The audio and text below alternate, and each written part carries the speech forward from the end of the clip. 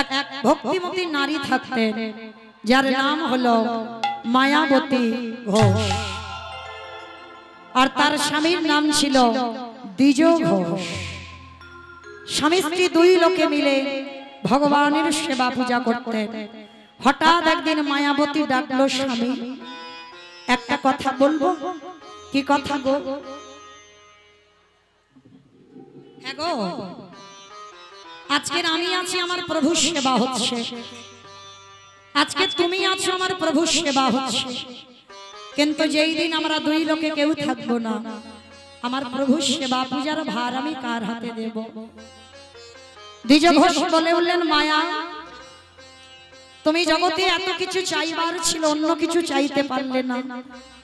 তুমি শেষ পর্যন্ত আমার কাছে সন্তান চাইছো। মায়া, মনে রেখো, সন্তানে কোনোদিন সুখ দেয় না।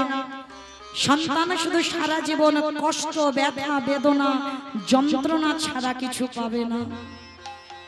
স্বামী, আমি কি গান্ধারীর মতো 100 ছেলে চাইলাম?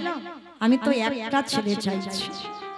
শোনো মায়া, 100টা আস্তে আস্তে কথা নয়, 100টা ছেলের মার যে জ্বালা, একটা ছেলের মার ওই একই জ্বালা। ঠিক আছে স্বামী, তুমি যখন বলছো, আজকে থেকে আমি কথা দিলাম, আমি ভগবানের কাছে কোনোদিন সন্তান সন্ততি চাইব না। প্রতিদিন মায়াবতী ভগবানের জন্য কাঁদে, প্রতিদিন বলে, দয়াময়, এত কাঁদি, এত ডাকি, আমার ডাক কি তোমার চরণে পৌঁছায় না? কিসের জন্য তুমি আমায় এত কাঁদাও, এত কষ্ট দাও? ভগবানের জন্য কাঁদে। হঠাৎ আমার ভগবান একদিন দৈববাণী করলো, মায়াবতী, তোমার ভক্তিতে আমি বড় সন্তুষ্ট। তোমার কোল আলো করে আমি একটা সন্তান পাঠাবো। কিন্তু মনে রেখো মায়া, সন্তান গর্ভে ধারণ করবার পর তোমাকে বেছে নিতে হবে। তুমি যদি তোমার স্বামীকে বাঁচাতে চাও, তোমার গর্ভের সন্তান গর্ভেই মারা যাবে। আর যদি তুমি তোমার সন্তানকে বাঁচাতে চাও, তোমার স্বামী চিরজন্মের মতো তোমাকে ছেড়ে চলে যাবে। চিৎকার করে বলে উঠলেন, দয়াময়,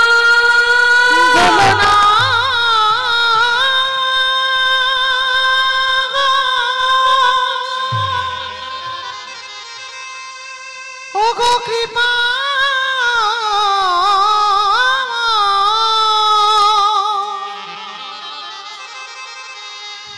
তুমি অমন করে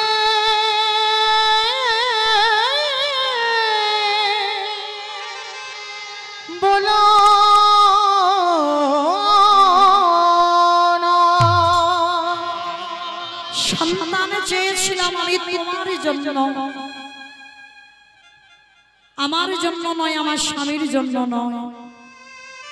আর তুমি কিনা সেই সন্তান চাইলাম বলে তুমি আমার স্বামীকে কেড়ে নেবে। হ্যাঁ, এটাই তোমার অদৃষ্টে লেখা। সন্তান বাঁচাতে গেলে স্বামী মারা যাবে, স্বামী বাঁচাতে গেলে সন্তান মারা যাবে। বলো তুমি কাকে চাও? আচ্ছা মায়েরা, আপনাদেরকে প্রশ্ন করি, বলেন তো, স্বামীকে বেশি ভালোবাসেন না সন্তানকে বেশি ভালোবাসেন? সন্তানকে, ছেলেকে? বাহ। আর কেউ? এদিকে কেউ? সন্তান। আবার অনেকের মনে মনে হচ্ছে বলবো, কিন্তু বলতে পারছে না। স্বামী হয়তো কোথাও দাঁড়িয়ে আছে, সে কিন্তু দেখছে তার বউয়ের দিকে, দেখে আমার গিন্নিটা কি বলে। আর এই যে ছেলে বললে না, সে কিন্তু দেখে রেখেছে, কাল সকালবেলা গেলে তোমার ব্যবস্থা হবে। মমিতার কীর্তন শুনতে শুনতে বললে, তুমি ছেলে ভালোবাসিস, তার মানে আমায় ভালোবাসো না, যাও ছেলের কাছে যাও, বলবেই, দেখবে আমি বলে রাখছি, এটা শুনতে হবে। কিন্তু না, এইখানে যে যে কথাগুলো বলতে হবে ভেবে কথা বলতে হবে। এখানে কেউ কারোর স্বামী নয়, এইখানে কেউ কারোর ভাসুর নয়, আর কেউ কারোর শ্বশুরও নয়। এখানে আমাদের একটাই পরিচয়, আমরা কৃষ্ণ চরণের দাস। দেখবেন বাবা এখানে যদি এটা যাত্রা নাটক হতো না, বাঁশ বাঁধা হতো, একদিকে নারী একদিকে পুরুষ। কিন্তু দেখেন আমার মহাপ্রভুর এই কীর্তনটা দেখেন, নারী পুরুষে কোনো ভেদাভেদ আছে? কে নারী কে পুরুষ সব একাকার হয়ে আছে দেখেন। কিন্তু এইটা যাত্রা নাটক হলে হবে না, ও বাঁশ বাঁধতে হবে, একদিকে নারী একদিকে পুরুষ। মহাপ্রভু বললেন জাতি ধর্ম নির্বিশেষে আমার এই হরিনাম সংকীর্তন। কোন জাতের ভেদাভেদ নয়, নারী পুরুষের ভেদাভেদ নয়, কে নিচু জাত কে বড় জাত ওগুলো দেখবে না ভগবান। এখানে একটাই জাত আছি আমরা সবাই, আমরা কৃষ্ণ চরণের দাস। আজকের মায়াবতী এক বাক্যে বলেছিল আমি আমার স্বামীকে নয়, আমি আমার সন্তানকে চাই। বাহ! তবে মায়েরা মনে রেখো, সন্তানকে যখন মায়া তুমি চাইলে, তোমার স্বামী বেঁচে থাকবে যতদিন তোমার গর্ভটা তুমি লুকিয়ে রাখতে পারবে। বলুন মায়েরা, একটা নারী গর্ভ কতদিন লুকাবে? জোর 5 মাস, এরপরে তো প্রকাশ পাবে। যখনই বুঝতে পেরে গেল একদিন ভর দুপুর বেলা দ্বিজ ঘোষ যে মায়াবতী গর্ভবতী, ওই দুপুর বেলা দ্বিজ ঘোষ তার পরিবারকে জিজ্ঞাসা করলো, মায়া এত আনন্দের কথা তুমি একবার আমার বলার প্রয়োজন মনে করলে না? আজকে থেকে আর আমাদের দুঃখ নয়, কষ্ট নয়, আজকে থেকে আমরা যে আনন্দে থাকবো। দ্বিজ ঘোষ বলে যাচ্ছে, কিন্তু মায়াবতী ডুকরে ডুকরে কাঁদছে। কেন কাঁদছে? স্বামী জেনে গেল মানেই স্বামীর আজকেই মৃত্যু হয়ে যাবে। মায়াবতী যখনই কাঁদছে, দ্বিজ ঘোষ প্রশ্ন করলো, মায়া তুমি কাঁদছো কেন? কাঁদছি আমি একটাই কারণে, কারণ এই সন্তানের কথা তুমি জেনে গেলে মানে আজই দৈব দুর্ঘটনায় তোমার মৃত্যু হয়ে যাবে। কথাটা বলা শেষ, দ্বিজ ঘোষের শরীরে অজানা জ্বর এসে প্রবেশ করলো। হঠাৎ বুকের যন্ত্রণা, এত বুকের যন্ত্রণা আর সহ্য করা যাচ্ছে না, চিৎকার করে বলে উঠলো, মায়াবতী মায়াবতী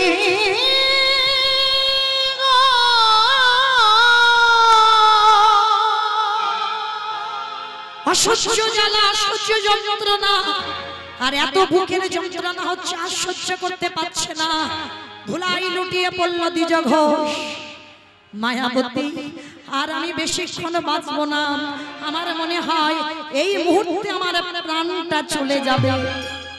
কিন্তু কথা দাও, যে সন্তান তোমার গর্ভে আছে ওই সন্তানকে করে তুলবে তুমি কৃষ্ণ ভক্ত।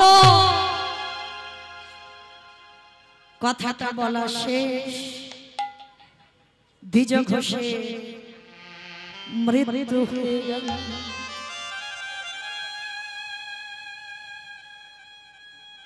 আমায়রা সন্তান ভালোবাসি বলে এই নয় যে আমরা স্বামী ভালোবাসি না। আর এই জগতে যতদিন তোমার মাথাতে ছাতাটা থাকবে ততদিন দেখবে বাবা তুমি কিছু বুঝতে পারবে না, তোমার চারদিকে আলোয় আলোকিত হয়ে থাকবে। কিন্তু যেদিন তোমার মাথা থেকে ছাতাটা চলে যাবে, চিরজনমের মতো তুমি কাঙালি হয়ে যাবে, আর তোমার আহা বলার কেউ থাকবে না। মায়াবতী এক বাক্যে বলেছিল, আমার সন্তানকে বাঁচিয়ে দাও। কিন্তু তা বলে এই নয় যে স্বামী ভালোবাসি না। স্বামী যদি 19 হয়, সন্তান একটু বেশি হবে 20। কিন্তু যে মা পৃথিবীতে স্বামী হারিয়েছে সেই মা জানে তার বেদনাটা কত। আছে বলে কিছু অনুভব করি না, কিন্তু যেদিন চলে যাবে সেদিন বুঝবে এর মর্মটা কেমন। চলে গেল চিরজনমের মতো। গর্ভবতী মা স্বামীর মরা মাথাটা কোলে নিয়ে বলে উঠল, দয়াময় ছোটবেলা থেকে তোমায় ভজন করছি, ছোটবেলা থেকে তোমায় ডাকছি, তুমি কি একবারও আমার ডাক শুনতে পাও না? এত কাঁদি এত ডাকি, তোমায় ভালোবাসলাম বলে আমি বিচারিণী হয়ে গেলাম। দয়ামা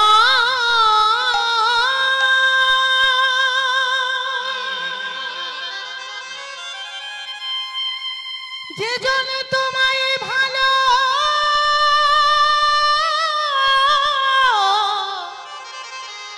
ভালোবাসে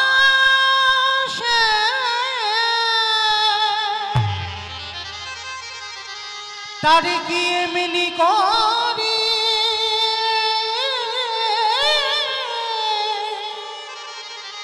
কাঁদিতে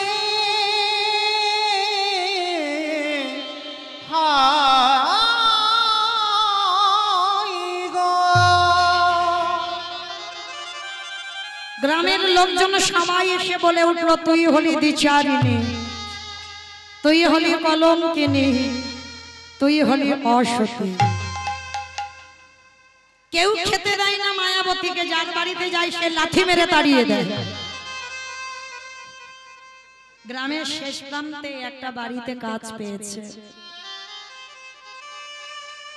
জানো মা, কোনো মাইনে নয়, কোনো বেতন নয়,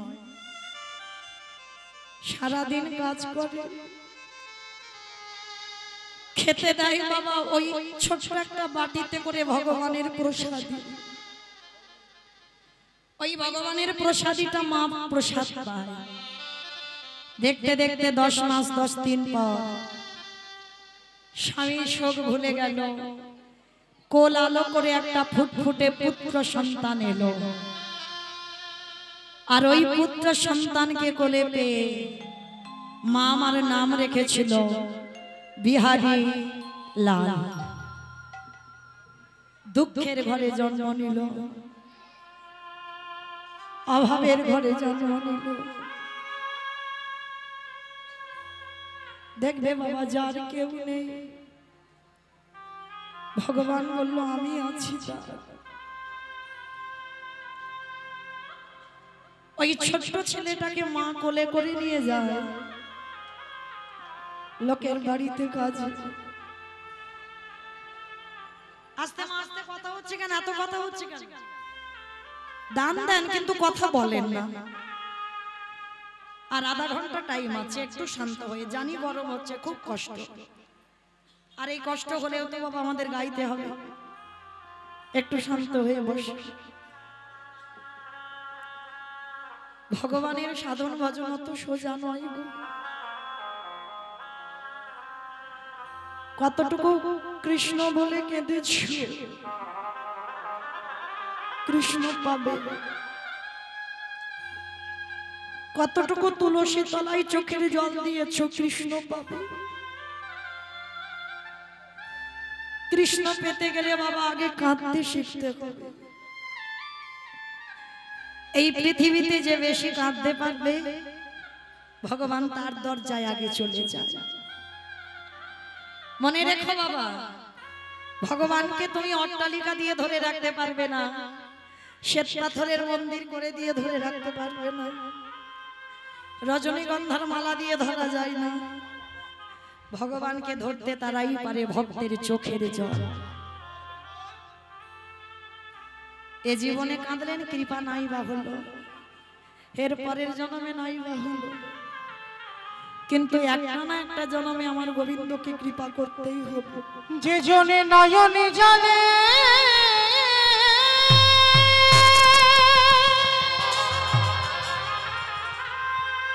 হে গোবিন্দ তোমার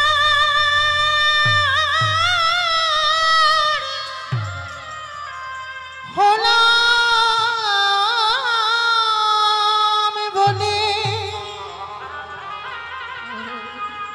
একেবারে ডাকারে মতো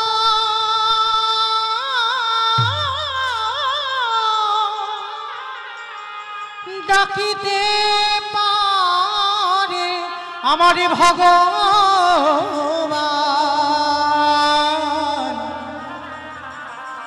সেই ভক্তে নারে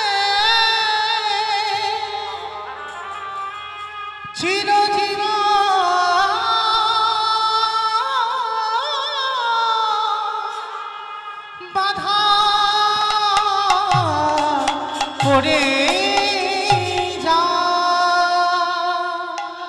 দেখতে দেখতে ছেলেটার বয়স দাঁড়ালো 5 বছর।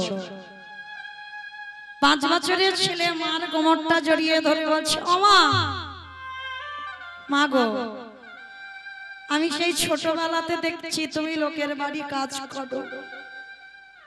ও মামা, তোমার খুব কষ্ট হয়। আমার কৃষ্ণ কি পারে না আমার একটু বড় লোক করে দিতে? আমা, আমার বন্ধুরা সত্য দেখে গোটা গোটা চালের অন্ন পায়। ও মামা, আমি কি কোনোদিন গোটা চালের অন্ন পাবো না?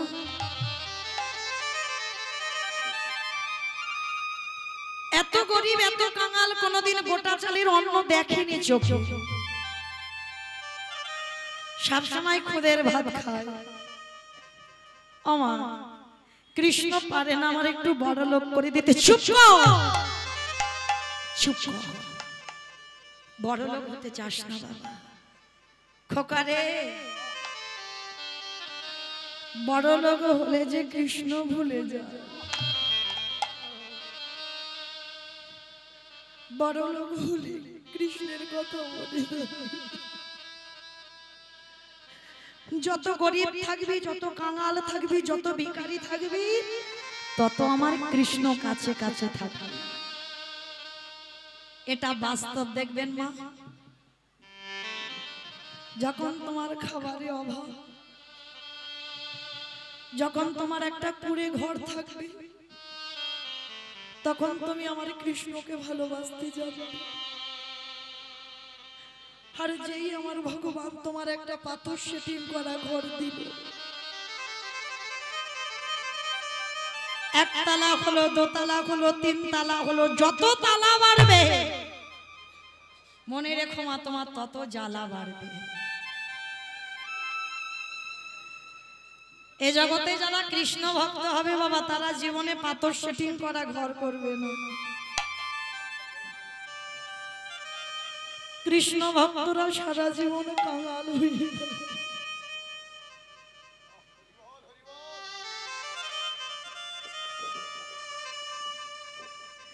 কৃষ্ণ ভক্তরা সারা জীবন পথের ভিখারি হয়ে যায়।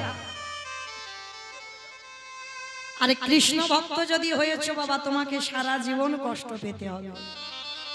এইটা ভুলে গেলে হবে না বাবা। সারা জীবন তোমার কাঁদতে হবে। যে করে আমার আশ, তারে করি সর্বনাশ। ভগবান জীবনে সর্বনাশ করে না। ভাষাগুলো বুঝতে হবে। সর্বনাশ, ভগবান সর্বনাশ করে বাবা জীবনে। ভক্তি, ভক্ত যে প্রাণ, ভক্ত যে জীবন, তাহলে ভগবান কোনদিন সর্বনাশ করে না। সর্বনাশ করে দেয় মানে আত্মীয় পরিজন বন্ধু বান্ধব, তুমি যাকে বেশি ভালোবাসে প্রথমে ভগবান তাকে কেড়ে নেবে। তারপরেও যদি তুমি তার চরণ না ছাড়ো, তারপরে আমার ভগবান তোমাকে আসবে। ও যে ভক্তে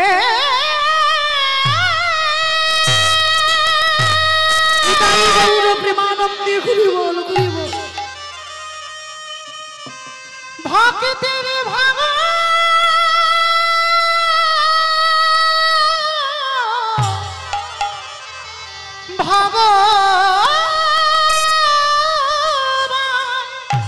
ও যে ভক্ত ছাড়া কিছু জানে না, তাই তো যুগে যুগে ভক্তের কাছে ছুটে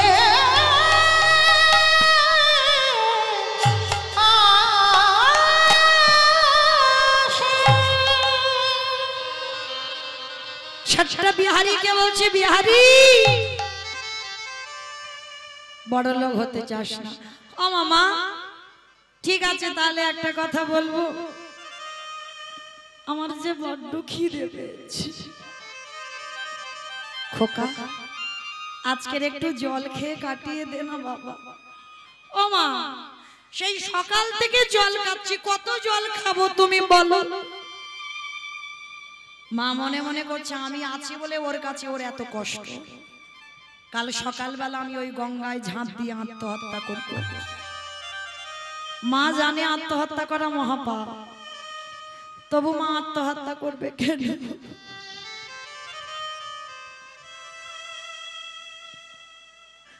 আমি না মরলে আমার ছেলেটা খেতে পাবে না। দেখবেন মা, কারোর যদি বাবা মা দুজনেই না থাকে, গ্রামের লোকরা অনাথ বলে খেতে দেয়। মা ভাবলো আমি চলে যাব, চিরজীবনের মতো চলে যাব, আমি চলে গেলে ও তো ভালো থাকবে। ছেলেটাকে কোলের কাছে নিয়ে মাথায় হাত বুলাচ্ছে। আর দেখবেন মা, মায়ের কাছে ছেলে মেয়ে কোনোদিন বড় হয় না, হয় কি? বাবার কাছে বড় হয়ে যায় ছেলে, কিন্তু মার কাছে নয়। সে ছেলের বিয়ে হয়ে যাবে ও গো, দেখবে ছেলে যখন কোলের কাছে সে ঘুমাবে, সেই ছোট্টটি থাকে ছেলেটার মাথায় হাত বুলিয়ে, খোকা একটু ঘুমিয়ে পড়। আর ওই মাথায় হাত বুলাতে বুলাতে ছেলে কখন মায়ের কোলের কাছে ঘুমিয়ে পড়েছে। আর যেই না মায়ের কোলের কাছে ঘুমিয়ে পড়ল, রাতের অন্ধকারে মা উঠে ভগবানের চরণে জানাচ্ছে, প্রভু আমি আসি, আমার ছেলেটা রইল তোমার চরণে, আমার ছেলেটাকে তুমি দেখে রেখো। ওরে বিহারী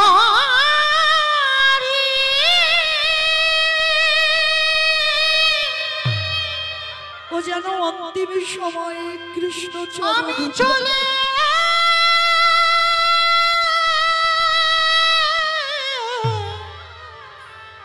চলে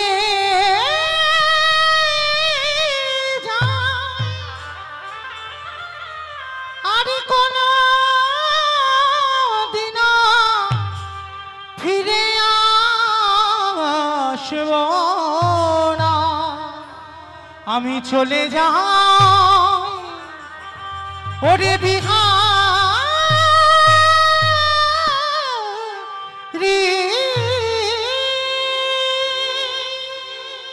আমি আছি বলে এত কষ্ট দয়ামা, আমার ছেলেটাকে আমি তোমার চরণে দিয়ে গেলাম। আমার জীবন নদী নাইয়া আসি প্রভু, আমার ভবের খেলা সঙ্গ হলে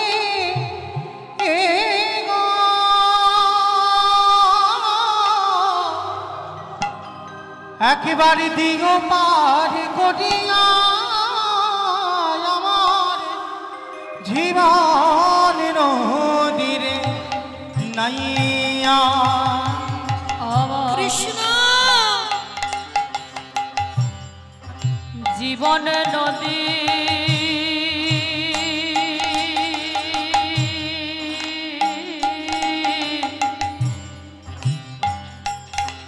নাইয়া,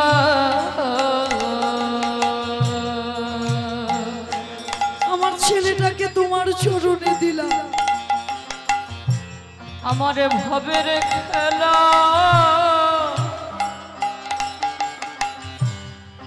সঙ্গ হলে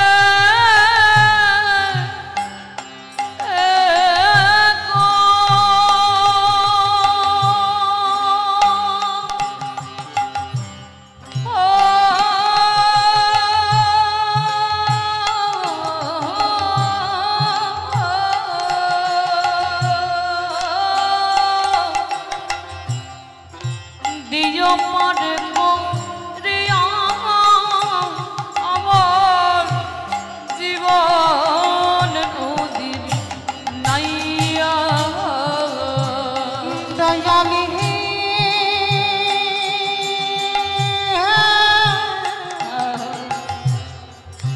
ওরে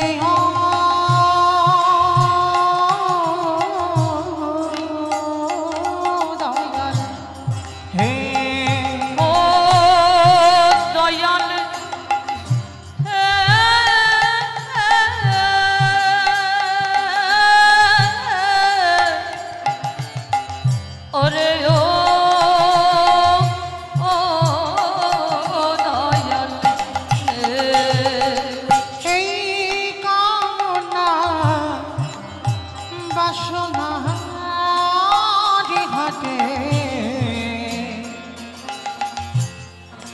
বুঝি বেঁধেছিলাম বাসা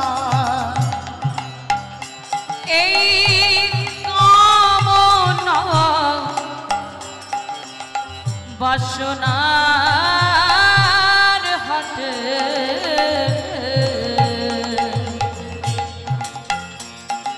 বুঝি বেঁধেছিলাম বাসা সবই অচলে হবে আমার যাওয়ারে কানে গো একবারে দেখি নাই ভাবিয়া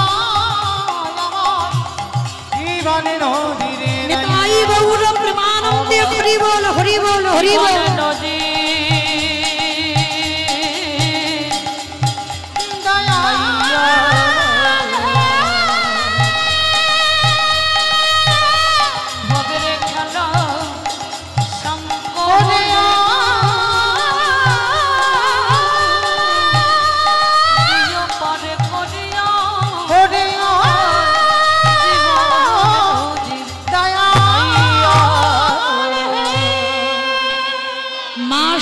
আত্মহত্যা করতে যাবে পেছন থেকে ছেলেটা উঠে এসে মার কোমরটাকে জড়িয়ে ধরেছে। মা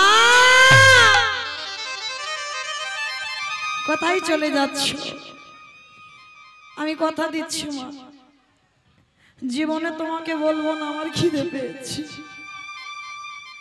আমি জীবনে বলবো না যে আমায় কিছু খেতে দাও, কিন্তু তুমি চলে গেলে কে আমায় মানুষ করবে মা? কে আমায় ঘুম পাড়াবে? কে আমায় খেতে দেবে? মার কোমরটা জড়িয়ে ধরে যাচ্ছে। আমি কথা দিলাম বাবা, আর তোকে ফেলে কোথাও আমি যাব না, যতদিন বাঁচবো আমি তোকে নিয়েই বাঁচবো। ও মা, মা ঠিক আছে, একটা কথা বলবো, তুমি তো লোকের বাড়ি কাজ করো, আমিও কাজ করব। দূর বোকা, তুই এইটুকু বাচ্চা মানুষ, তুই কি কাজ করবি? ও মাম্মা, আমি অন্য কাজ না পারি, আমি তো ঘোষের ছেলে, আর ঘোষেদের একটা জাত ব্যবসা আছে। কি ব্যবসা বলো তো?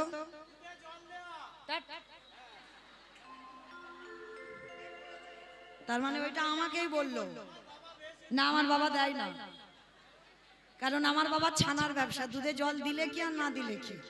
হরি বল।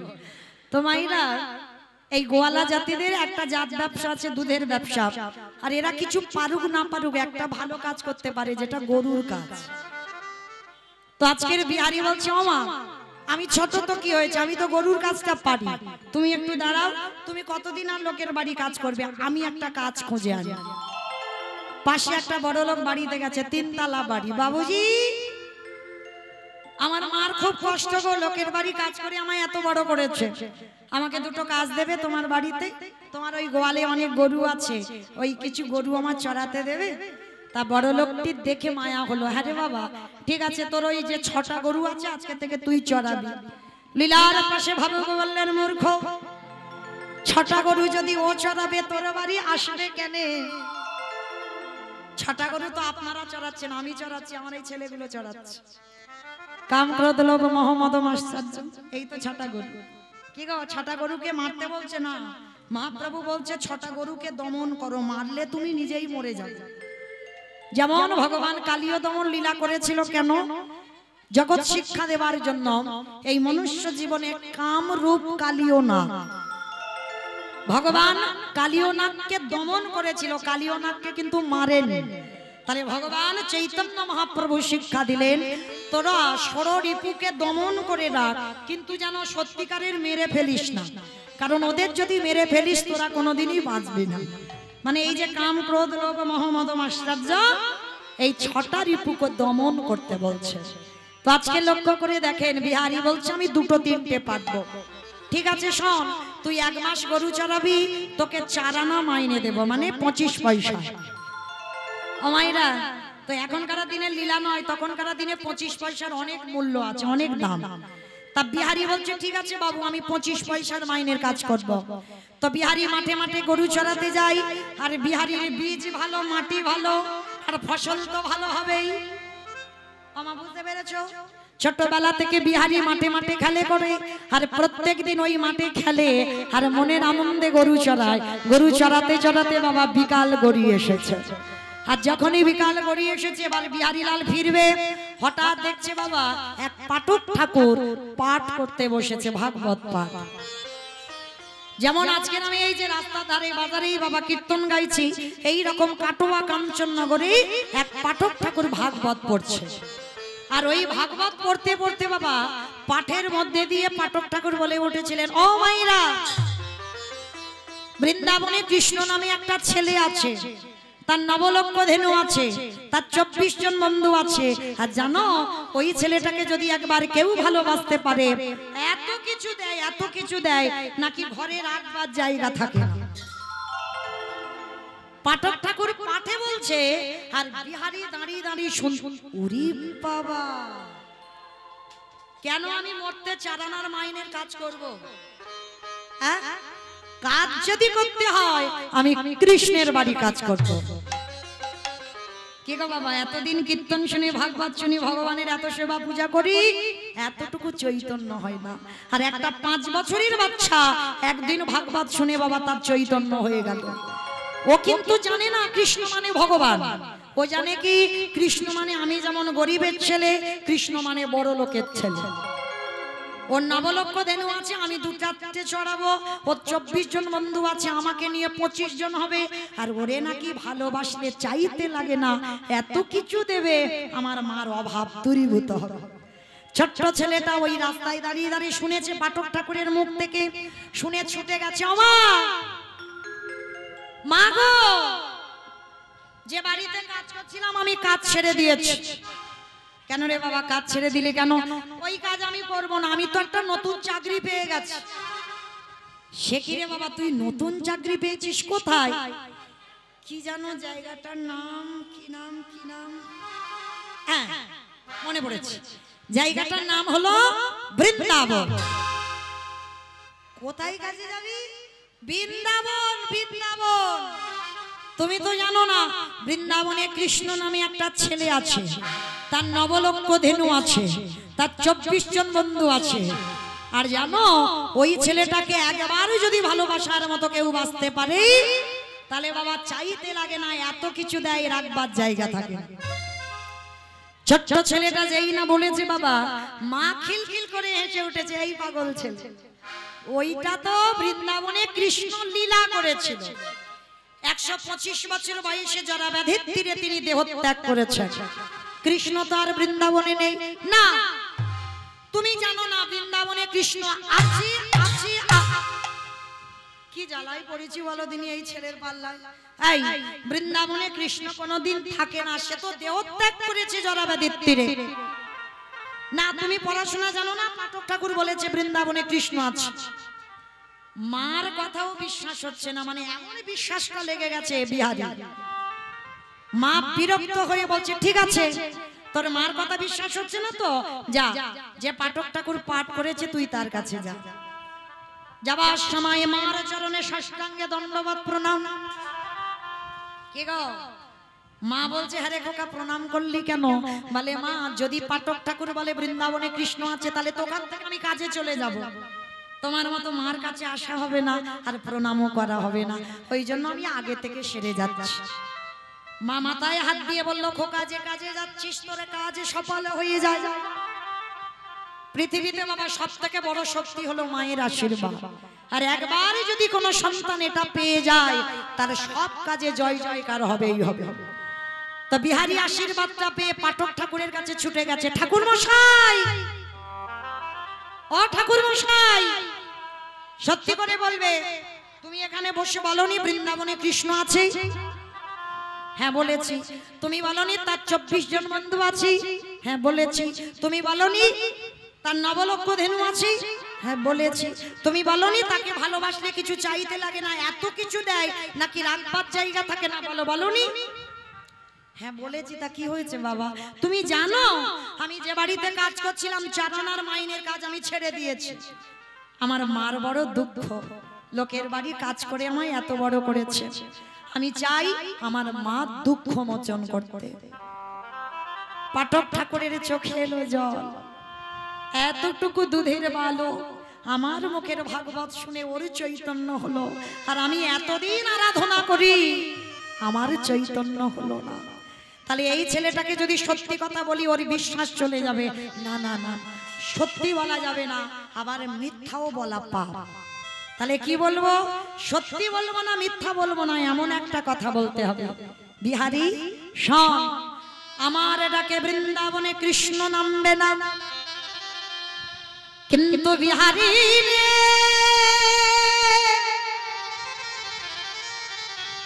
ওরে তোরে ভালোবাসা তোর প্রেমে আমার কৃষ্ণকে নতুন করে ব্রজে লীলা করিতে হবে। ওরে বিহারী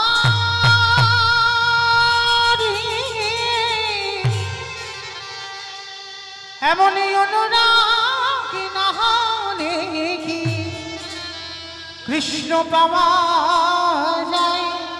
এমন ভালোবাসা না দিলে কি কৃষ্ণ পাওয়া যায় রে? ছোট ছোট ছেলেটা একেবারে লাফ দিয়ে উঠেছে। ঠাকুর মশাই, তার মানে তোমার ডাকে আসবে না, আমার ডাকে আসবে? বলে হ্যাঁ, তোর বিশ্বাসে কৃষ্ণকে আসতে হবে। বলে ঠাকুর মশাই তাহলে আমি আসি, দাঁড়া। দীক্ষা হয়েছে, ওটা আবার কি? আমার কতজন দীক্ষা নিয়েছেন একবার হাতটা তোলেন তো দেখি। বাবা, অনেক হাত উঠেছে। আচ্ছা মায়েরা, তাহলে দীক্ষা যখন নিয়েছ, যারা যারা হাতগুলো তুললেন চরণ ধরে বলে যাই একটু আশ্রয় করো। কেন? এই ভব নদী পার হতে গেলে আমার গুরু রূপে কান্ডারিকে ধরতে হবে, তবে এ দেহ তরণী আমার ভগবানের চরণে যাবে। আরে দেহ তরণীকে বাইতে গেলে গুরু রূপ কান্ডারি লাগে। ওই গুরু চরণ না বুঝলে এ জগৎ সংসারে আমার রাধা গোবিন্দের যুগল ভজন হবে না। একবারে ধর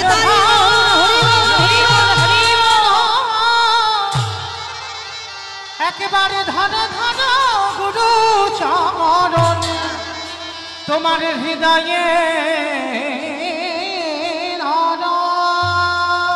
আস্তে। বিহারী লাল দীক্ষা নিয়ে নিল। পাঠক ঠাকুর বলল আজকে থেকে আমি তোর গুরুদেব, দক্ষিণা দিবি না? দীক্ষা দিলে দক্ষিণা দিতে হবে, দে। বিহারী বলছে দেখো আমার কাছে তো কিছু নেই, কৃষ্ণের বাড়ি কাজে যাচ্ছি, 1 মাস পরে অনেক টাকা আনবো, অর্ধেকটা আমার মাকে দেব আর অর্ধেকটা আমি তোমাকে দেব। গুরুদেব বলল ওই দক্ষিণা নয়, আমার বিশ্বাস তোর কৃষ্ণ দর্শন হবে যদি আগে কৃষ্ণ দর্শন হয়ে যায়। ওরে খোকা রে, ওরে আমার নাম একবারে গোবিন্দ চরণে একেবারে জানায় দিবি। তোমার নামটা বলবো তো? ঠিক আছে, এবার আমি আসি। আশীর্বাদ করলো যে কাজে যাচ্ছিস তোর কাজ যেন সফল হয়। ছোট্ট ছেলেটা বেরিয়ে পড়লো কৃষ্ণের বাড়িতে কাজ করবার জন্য। কৃষ্ণ নামে মাইরা তুলুন ধ্বনি সবাই, বৈঠা হাতে শালিনী তোরি বাইয়া একেবারে কৃষ্ণ নামে বৈঠা হাতে চালিনি তোরি মাইয়া হরিও অকুল আগের নহিয়া কৃষ্ণ নামে বৈঠা হাতে চালিনি তোরি মাইয়া। চারিদিক আকাশ মেঘাচ্ছন্ন, টিপ টিপ করে বৃষ্টি পড়ছে, মুহুর মুহুর বর্ষপাত। কৃষ্ণ আকাশ ঘিরে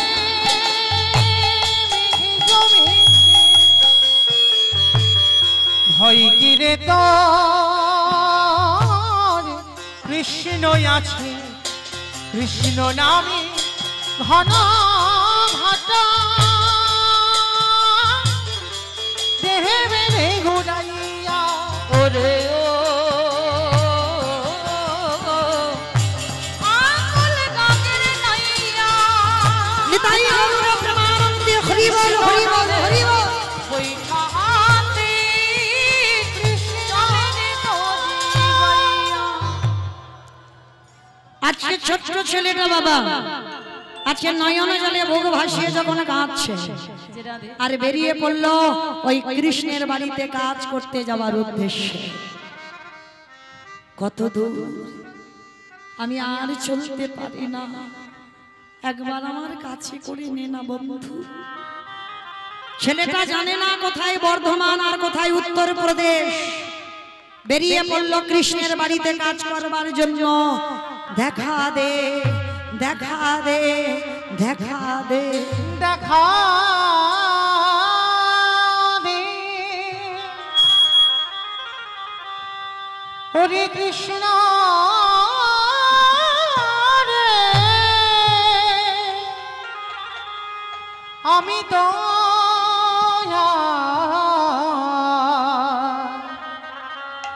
চলিতে পারি না। চরণটা যেই না ফেলেছে কৃষ্ণ দেখা দে দেখা দে কৃষ্ণ রে দেখা দে কৃষ্ণ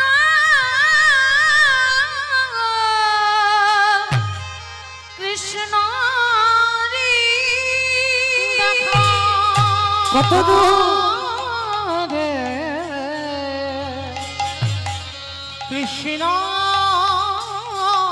রে নয়ন জলে বুক ভাসিয়ে কাঁদছে ছোট্ট ছেলেটা। আর কি ভগবান থাকতে পারে? বৃন্দাবনের বঙ্কুজি পাথর রূপ ত্যাগ করে দিয়ে ছোট ছোট বন্ধু রূপ ধারণ করেছে। আর বিহারী অনাহারী অনিদ্রায় গাছের তলায় বসে অচৈতন্য হয়ে পড়ে গেল। আর যেই অচৈতন্য হলো চেতন সত্তা ভগবান বন্ধু রূপ ধারণ করে এসে বলছে, বিহারী কে গো তুমি? আমি, আমার নাম হলো বিপদ ভঞ্জন মধুসূদন। যারা যারা বিপদে পড়ে আমি তাদেরকে রক্ষা করি। ও তুমি বিপদ ভঞ্জন, ও বিপদ ভঞ্জন, তাহলে বলতে পারো কত দূর গেলে আমি কৃষ্ণের বাড়ি পাবো?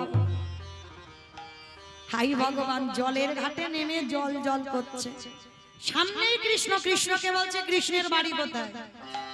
এই কৃষ্ণের বাড়ি তো জেনে লাভটা কি হবে? ও বন্ধু, কৃষ্ণের বাড়ি কেন যাব জানো? আমার মার দুঃখ মোচন করতে আমি কাজে এসেছি। সমস্ত কথা শুনবার পর ছোট্ট বিহারী লালের কথা শুনে ভগবানের চোখে এলো জল। একে যদি সত্যিটা বলি যে বৃন্দাবনে আর কৃষ্ণ থাকে না, তাহলে বিশ্বাস চলে যাবে। না, আমি মিথ্যা করে বলবো। আমার মন্দিরে যে পূজা দেয় তার তো অনেক গরু আছে। আমি মিথ্যা করে বলবো ওইটা কৃষ্ণের বাড়ি। বিহারী, তুই তো কৃষ্ণের বাড়ি এসে গেছিস। কই? ওই তো, ওই যে বাড়িটা দেখা যাচ্ছে ওইটাই তো কৃষ্ণের বাড়ি। অবন্ধ, তাহলে তুমি আমাকে একটু নিয়ে চলো না গো। যেই না বলেছে তুমি আমায় নিয়ে চলো না গো, ভগবান বললেন এই রে, ভক্ত হাত ধরে যদি না ছাড়ে ভগবান ভয় পায় কখন? প্রকৃত ভক্তের কাছে। ভক্তই পারে ভগবানকে মারতে,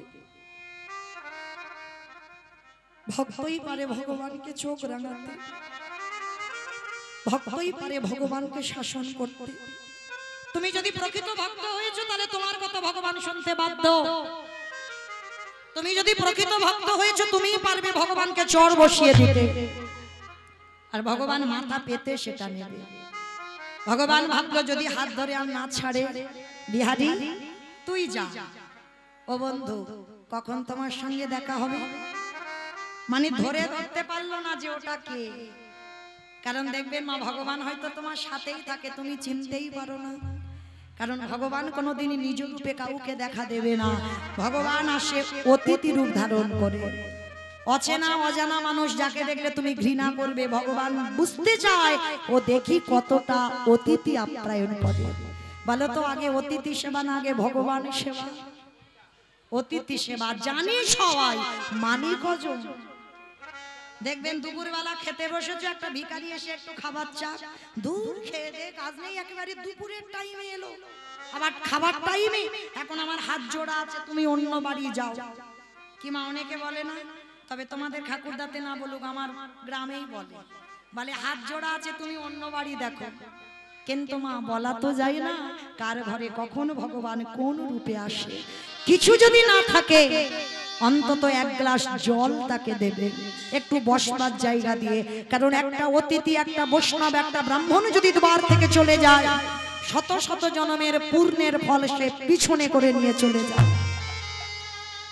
তো আজকের বিহারীকে বলছে শোন, আমার সঙ্গে তোর দেখা হবে কখন জানিস? নিরজনে বসে একেবারে নয়নের জলে যদি কাঁদা প্রাণে ডাকার মতো ডাকো। আমি যে ভক্তে ভগবান হয়ে অডিনায়ে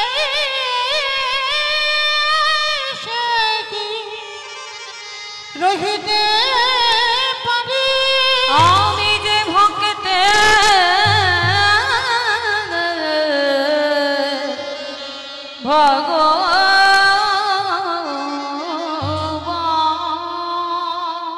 ছুটে গেল পূজারীর বাড়িতে গিয়ে ডাকছে কৃষ্ণ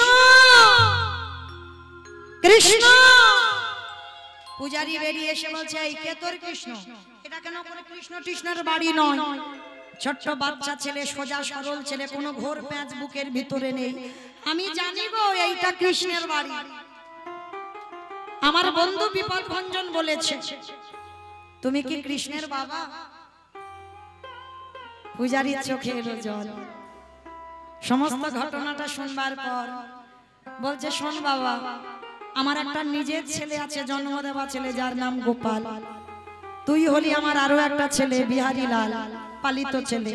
আর কৃষ্ণ আমার একটা ছেলে, তবে ও হঠাৎ দেখা দেয় না, অনেক করে ডাকতে হয়। বিহারী বলল ও নিয়ে তুমি ভেবো না বাবা, আজকে থেকে ওকে এমন করে ডাকবো ও আমার ডাকে সাড়া দিতে বাধ্য। প্রতিদিন বিহারী আশ্রয় পেয়ে মাঠে মাঠে গরু চড়ায়, কৃষ্ণ কৃষ্ণ বলে ডাকে। ডাকতে ডাকতে ভগবানের একদিন ডাক কানে পৌঁছে গেল। হঠাৎ ভগবান সৃষ্টি করলো নবলক্ষ ধেনু, সৃষ্টি করলো 24 জন বন্ধু। ভগবান সবার মাঝখানে মুরলী বাদন করছে।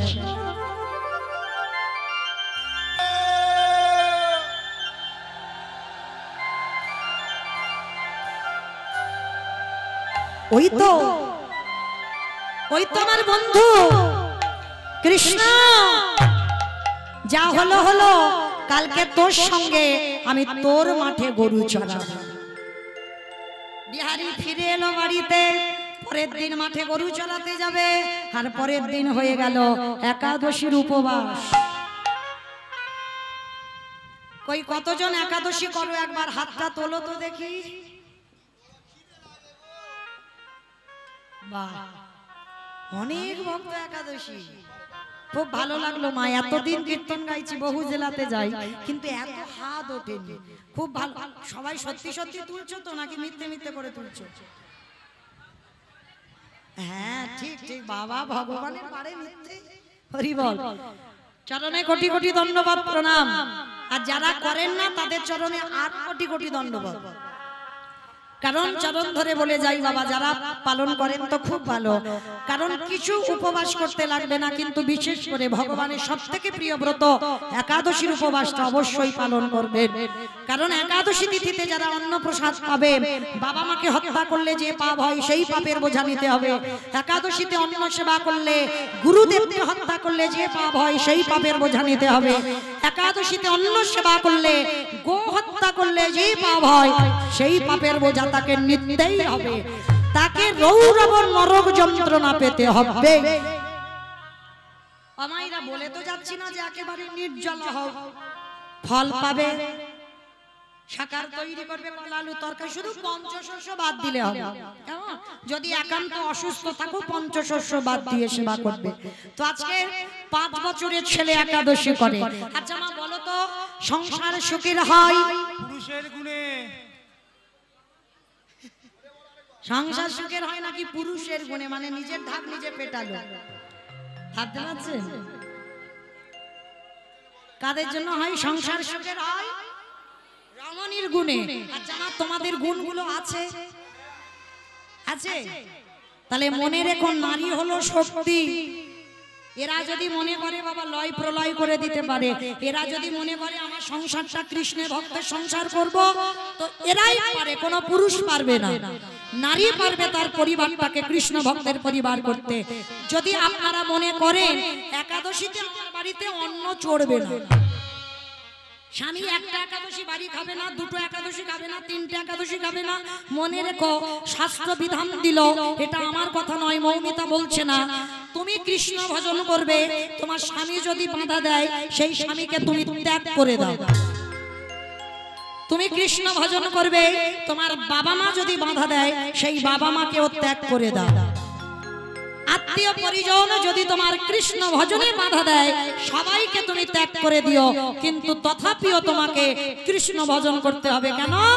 কৃষ্ণ ভজিবার তরে সংসারে আয়ন, মিছে মায়ায় বদ্ধ হয়ে বিক্ষসম হইন, নিতাই গৌর প্রেমানন্দে। হরি বল, হরি বল। এই দেহটা কৃষ্ণ ভজনের দেহ, এই জনমটা কৃষ্ণ ভজনের জনম। তাহলে কেন বাবা জেনে না জানার ভান করব? শুধু সারা জীবনটা সংসার সংসার সংসার করো, দেহটা সংসারে দাও, মনটা নয়, মনটা গোবিন্দ চরণে দিতে হবে। যেমন মা ঢেকি দেখেছো, ঢেকির দুজনে পাত দেয় না, আর একজন গড়ে বসে বসে, তো ওই ঢেকিতে একবার করে পাত দেওয়া হচ্ছে, আর একজন গড়ের কাছে বসে চাল হোক গম হোক ঘুরিয়ে দিচ্ছে। ছেলে এসে বলছে মা স্কুলে যাব, আমার জামা কোথায়? বলে বাবা আল্লাতে রেখেছি, একটু পরে নে। স্বামী এসে বলছে হ্যাঁ গো অফিসে যাব, রান্না বান্না করেছো? বলে আজকের পান্তা ভাত খেয়ে যাও। এই যে এতগুলো কথা বলছে, বলো তো মনটা কোথায় আছে? ঢেকির গড়ে, তাই না? মনটা যদি ছেলের দিকে যায়, মনটা যদি স্বামীর দিকে যায়, ওই ঢেকি হাতে পড়বে, আর হাতে পড়লে নিতাই গৌর হরি বল হয়ে যাবে। তাহলে শাস্ত্র বিধানে দিল দেহ রেখে দাও সংসারে, মনটা রেখে দাও গোবিন্দ চরণে। আর এইভাবে যে সংসার করবে, এই জগতের সংসারে অচিরে কৃষ্ণ প্রাপ্তি হয়ে যাবে। অচিরে কৃষ্ণ হরি বল হয়ে যাবে।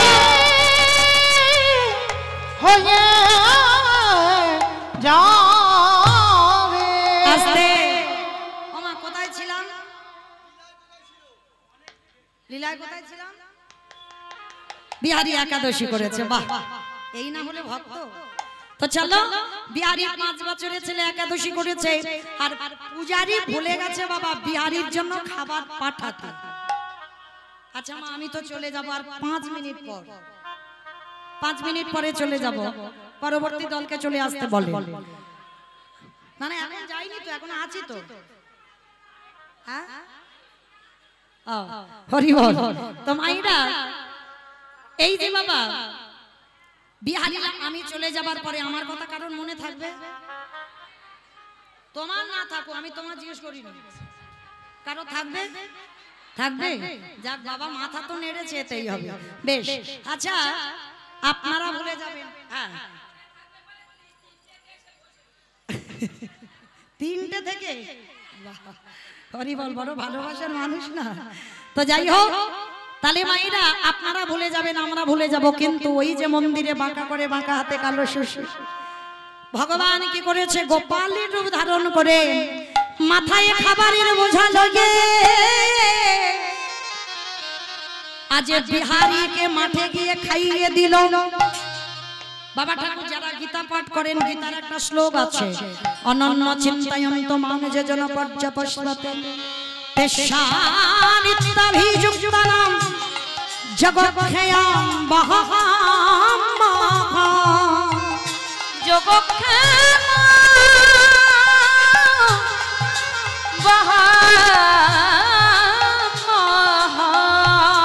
এর মানেটা কি, ভক্ত যদি অন্যান্য চিন্তা বাদ দিয়ে গোবিন্দ চিন্তায় মগ্ন হয়, গোবিন্দ বললেন সেই ভক্তের বোঝা আমি জগৎক্ষয়াম বহাম্মহা, ভক্তের বোঝা ভগবান মাথায় করে বয়ে নিয়ে যায়। সে যে ভক্তের লাগি ভক্তের লাগি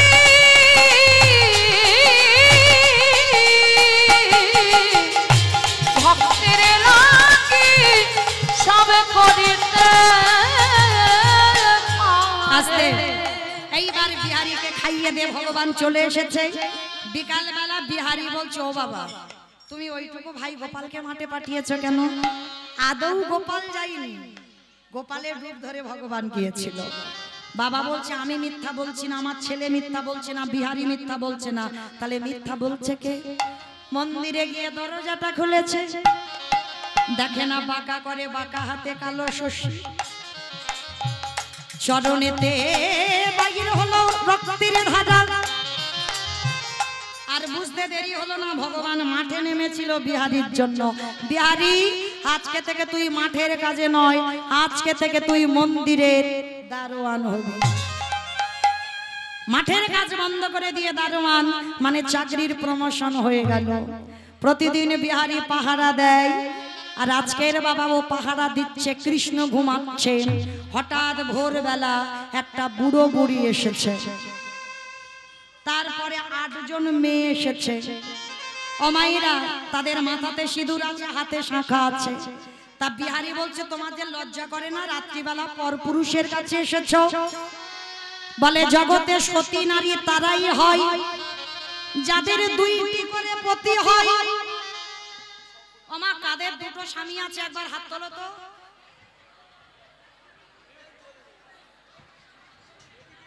তোলো তোলো, কার 2টো স্বামী আছে, হাত তোলো। ভয় পাচ্ছে, দেখেছো? যদি ফাঁস হয়ে যায় সব জেনে জানাজানি হয়ে যায়। ওমা কারোর 2টো স্বামী আছে? একজন দিদি ভাই হাত তুলেছে, আমার 2টো স্বামী আছে। মানে আর কারণ নেই? মানে একটু বুঝতে দেরি হলো, একটু বুঝতে দেরি, 5টা স্বামী হলো। বাহ! কিন্তু আমি বলছি সতী নারী তারাই হয় যাদের 2 পতি। আগে ঘরে পতি, আগে বাইরে পতি। ঘরের পতিটা হলো আমার অনাদি রবি গোবিন্দ, আর বাইরের পতি হলো অগ্নি সাক্ষী করে বাবা যার হাতে তুলে দিয়েছিল, ওই হলো বাইরের পতি। এই যারা 2 পতিকে নিষ্ঠা মানে ভজন সাধন করতে পারে এই জগতে, তারাই হয় একমাত্র সতী নারী। সতী নারী। এইবার বিহারী লাল বলছে, বিহারী এই বল আমাকে চিনতে কে তুমি? ভিতরে গিয়ে বিহারী দেখছে ওই বিগ্রহের পাশে একটা কৃষ্ণ মূর্তি দাঁড়িয়ে আছে। কে তুমি? আমি তোর বন্ধু। না তুমি বন্ধু নও, তুমি তো আমার ভগবান কৃষ্ণ। বলে না আমি ভগবান নয়, যে যেমন ভাবে ডাকে আমি তার কাছে তেমন ভাবে ধরা দিই। তুই বন্ধু ভেবেছিস, আমি বন্ধু হয়ে এসেছি। ও কৃষ্ণ মাইনে দিবি না? এতদিন কাজ করলাম, মাইনে দে। বলে কি চাই বল।